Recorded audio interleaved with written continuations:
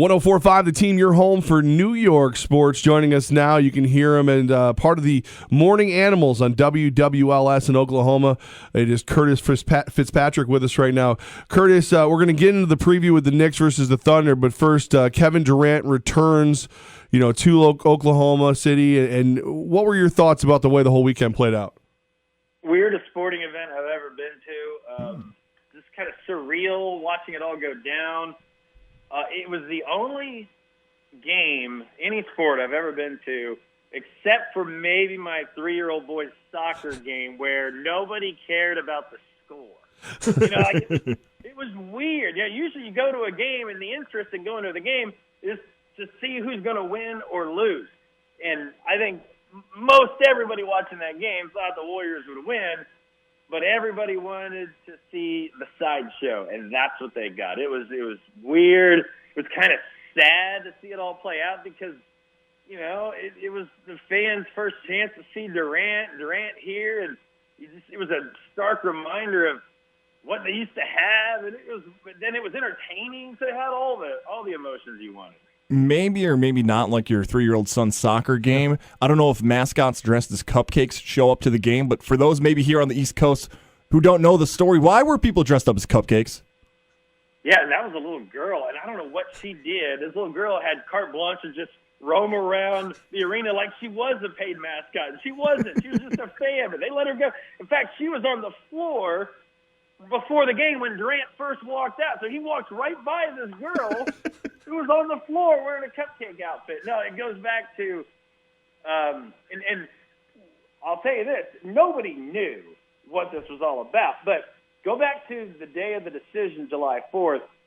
Everybody's up in arms around here. Durant's leaving. Nobody's heard from Russell Westbrook. And the only thing we heard from Russell Westbrook literally for a month until he signed his extension with Oklahoma City was on July 4th, he posted a very patriotic-looking picture of a bunch of cupcakes.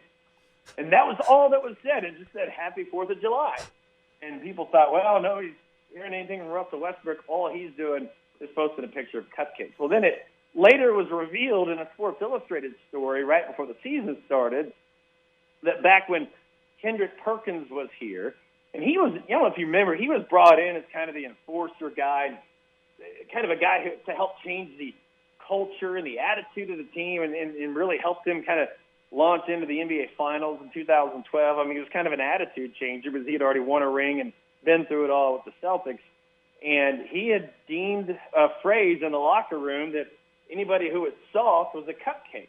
So it was like a running thing with the players around the team for years. Nobody knew it, but it was more of an inside deal. Well, Lee Jenkins of Sports Illustrated got behind that, and then he put 2 and 2 together, did some background research, and he figured out that Russell Westbrook was actually talking to us all that day on 4th of July.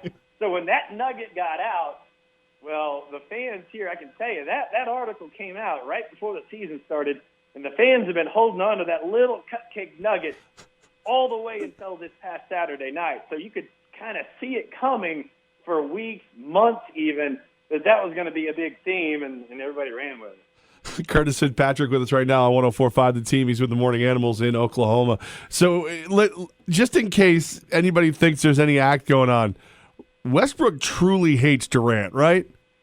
And there's, if anybody thought otherwise, Saturday night proved what we all thought, that he doesn't like him and probably doesn't like the way Durant left him hanging. The story goes when they were making their pitch for Durant before Durant did the Hamptons tour, Nick Collison, the other senior guy on the roster, and they're all friends. They met with Durant at a restaurant in L.A., and Russell Westbrook, who's a known stoic and private guy, laid it all out for Durant in that meeting at that restaurant that night and said, what can I do? He opened up to Kevin Durant and did something he never does. I mean, Russell Westbrook is a very tight inner circle. He's not your typical superstar athlete with an entourage. He doesn't have hangers-on. He has his family. He has a few friends, his wife, his brother, his mom and dad, and his agent, and that's it. He doesn't have a bunch of hangers-on. So when he laid it out on the line to Kevin Durant, what can I do to help you and your game and all that stuff. I think he felt that was him stepping out there. And then when Durant didn't even bother to text or call or just flipped him a text, didn't call, didn't explain, didn't give him a heads up, that I think bothered Russell Westbrook as much as anything. And he's not a guy to extend the olive branch, if you will. If there's going to be any coming together at the All-Star game this weekend, it's not going to be on Russell Westbrook's part, I guarantee that.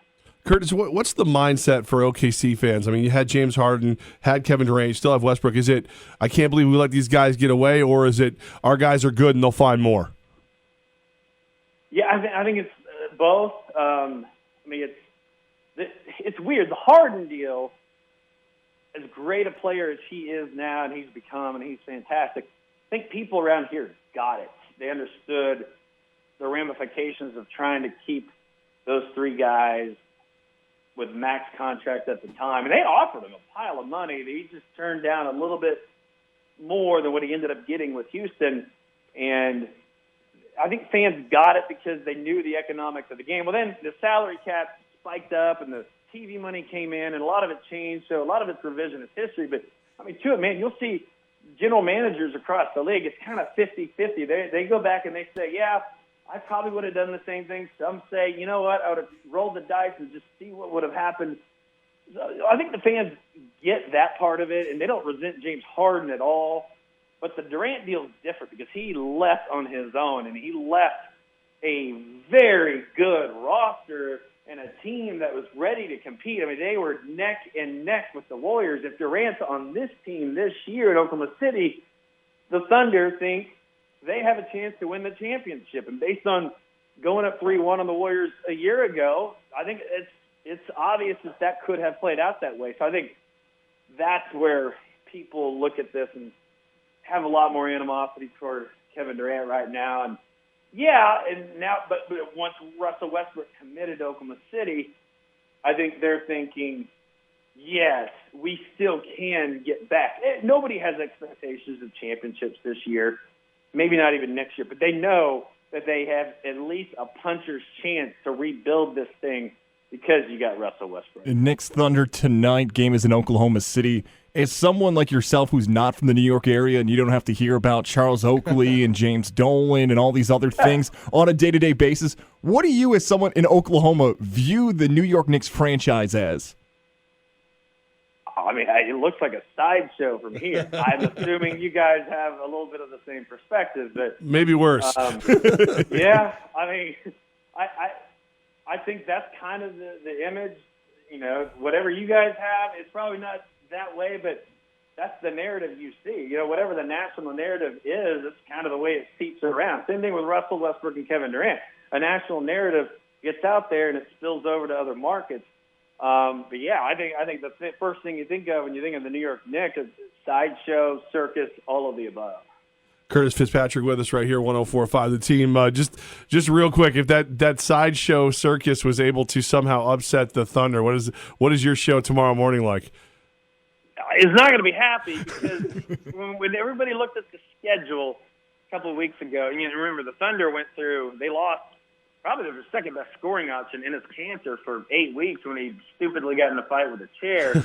That killed them. That killed the momentum. They were building a really good momentum. They had the toughest road schedule of any team in the NBA in January, and everybody knew when the calendar flipped to February, they had some tough games coming up, but they were home games. And you know, it's been a bit of a struggle without Enes Kanter. Everybody knew it would be that way because they just don't have a lot of bench power right now. And he was probably on his way to winning Sixth Man of the Year, going for 20 and 10 every single night. So they get into the stretch where in consecutive games they're facing the Cavs, who they ended up beating, then the Warriors game, which you knew was going to be emotional. Then Monday night they play at Washington, the hottest team in the NBA. And people thought, all right, if you can get through that, get to the Knicks game, win that one right before the All-Star break, you can kind of weather the storm a little bit. So, yeah, I think people are looking at this as a game they need to win tonight.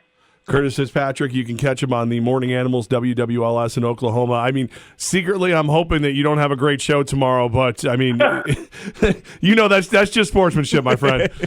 Absolutely. I get it. Thanks for your time, brother. We appreciate you, man. Hey, anytime, guys.